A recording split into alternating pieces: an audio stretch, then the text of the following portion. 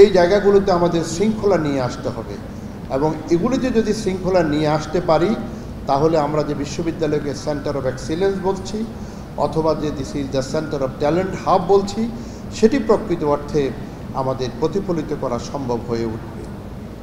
আর আমাদের চিত্রনায়ক সংসদ সদস্য আজকের বিশেষ অতিথি ফেরদৌস হোসেন একটি কথা বলে গেছেন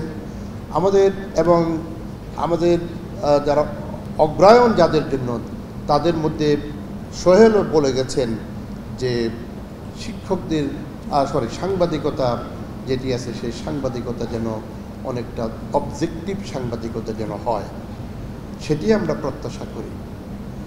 আমি কথা বলছিলাম যে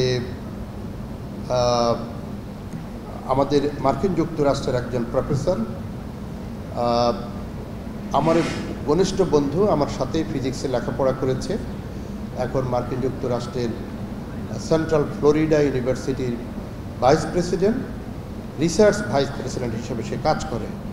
গত সপ্তাহে এসেছিল সাইফুল, এসে আমার সাথে সে রাত্রে ডিনার করেছিল। আমি তার কাছে জানতে চেয়েছিলাম তাদের বিশ্ববিদ্যালয় কিভাবে চলে, প্রশাসন কিভাবে চলে, রিসার্চ কিভাবে চলে এবং সেই বিশ্ববিদ্যালয়ের এবং পার্টিকুলারলি জানতে যেটা চেয়েছিলাম সেই বিশ্ববিদ্যালয়টিকে কিভাবে এক্সপোজ করা হয় to the nation and outside of the nation.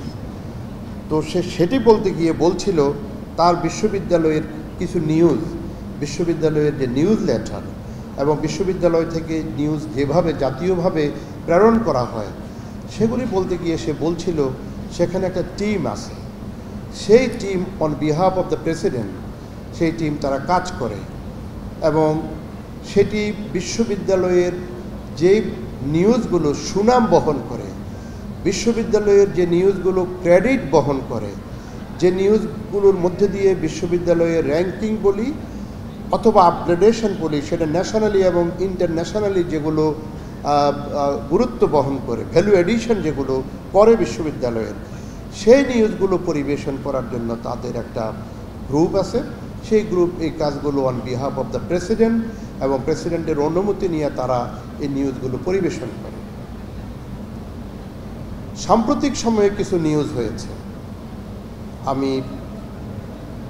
আমাদের মল চত্বর নিয়ে একটা নিউজ হলো, মল চত্বরের লাইটিং নিয়ে একটা নিউজ হলো এবং সেখানে লাইটিং নিয়ে নিউজ হতে গিয়ে যিনি মল চত্বর এখানে আমাদের চারুকলা অনুষদের যিনি ডিন তিনি প্রজেক্টের জন্য তিনি সেখানে প্রজেক্টের পরিচালক, যে কোনো নিউজ হওয়ার ক্ষেত্রে নিশ্চয়ই ওই প্রজেক্টের সাথে ওতপ্রোতভাবে যিনি জড়িত তার কাছ থেকে তথ্য সংগ্রহ করা প্রয়োজন, তাকে কোনো ধরনের জিজ্ঞাসা করা হয় নাই।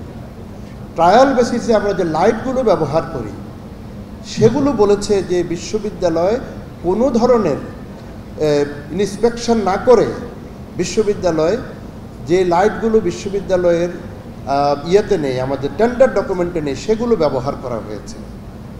সেগুলো ব্যবহার করার পরে দেখা গেলো ওই লাইটগুলো কেটে যায়। তারপরে বিশেষজ্ঞ মতামত নিয়ে আমরা ট্রায়াল বেসিসে আরও কিছু লাইট সেখানে দিই, ওগুলোর লংজিভিটি কেমন হতে পারে সেগুলো টেস্ট করার জন্য। সেগুলো কিছুই না জেনে এমন একটা নিউজ করা হয়েছে যেন বিশ্ববিদ্যালয়ের কোনো মা বাবা নেই, যেন বিশ্ববিদ্যালয়ে আমরা কেউ কাজ করি না। পরবর্তীতে আমাদের যে শিক্ষার্থী এই নিউজটি করেছে, আমি জাপানে থেকে এটা দেখলাম, জাপান থেকে আসার 3 দিনের মাথায় সংশ্লিষ্ট সকলকে নিয়ে সভা ডাকলাম এবং যিনি নিউজ করেছেন তাকেও ওখানে আমন্ত্রণ জানালাম তার কাছ থেকে জানার জন্য বাড়তি কোনো তথ্য আছে কি না। সে অংশগ্রহণ করে নাই। অংশগ্রহণ না করে সে চারুকলা অনুষদের ডিনকে শেষে এসে টেলিফোন করে বলল যে স্যার আপনারা বিষয়টি কি, যেটা নিউজ হয়ে গেল তারপরে। তো উনি বলার পরে বলছে ওনাকে আমি তো এরকম জানলে নিউজটা করতাম না, কিন্তু ক্ষতি যেটা হয়ে গেছে সেটা তো বিশ্ববিদ্যালয়ের ক্ষতি হয়ে গেল। এই ক্ষতিটি মনে হবে যে যেটি আমাদের আজকের বিশেষ অতিথি ফেরদৌস বলছিল, বাহিরে এই ধরনের তো অনেক তথ্য যায়, অনেক নিউজ যায় যেগুলো এই বিশ্ববিদ্যালয়কে অসম্মানিত করে।